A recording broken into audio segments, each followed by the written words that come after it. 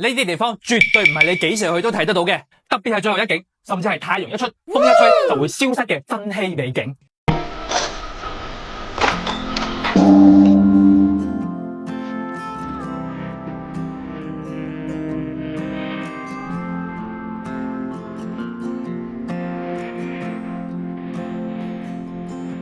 所以呢條片幫大家收錄嘅絕對唔係爛大街嘅景點，而係必須要符合呢4個條件。第一，唔係人工打造，而係大自然嘅禮物。第二，只能夠喺一段特定嘅時間之內先睇得到。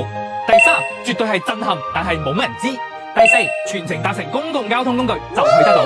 跟我嚟一齊去睇日本春夏秋冬嘅時間限量版美景。春天我哋去山形縣Yamanagatake，喺帆風町有個叫士拉卡瓦河白川湖嘅地方，嗰度可以睇到一片水沒林。一年得一次機會，就係4月底到5月初嗰1-2個禮拜嘅時間，因為嗰段時間雪山融雪，水位暴漲，佢會將成片柳樹林浸喺水中間，然後形成呢一片奇幻嘅水沒林。點睇先最靚？一定要日出之前天未光就去霸定位，影嗰陣神霧加埋水面嘅天空之鏡倒影，真係靚到窒息。仲有啊，記得預約當地嘅獨木舟同埋熱氣球，幫你真正沉浸式體驗，一世難忘。交通卡都幫你整理好啦，仙台出發，節度保存好啦。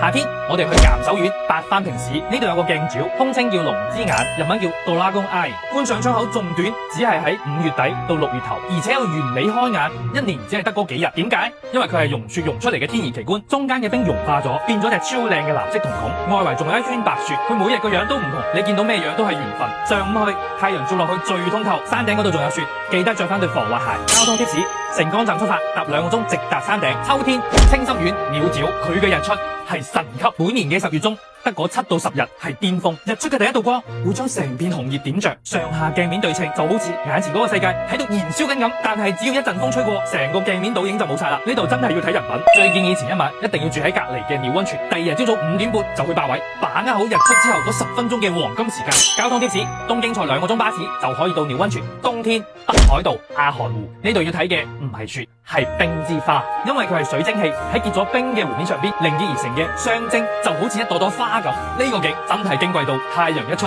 風一吹就冇晒。仲有嗰度零下20度，千祈唔好死衝，一定要跟實當地嘅嚮導團上冰面先安全。交通貼士：機場坐70分鐘嘅巴士就可以到溫泉。好啦，以上就係1年4季限量版嘅日本大自然，快啲 share 俾朋友仔，揀啱時間一齊出發啦！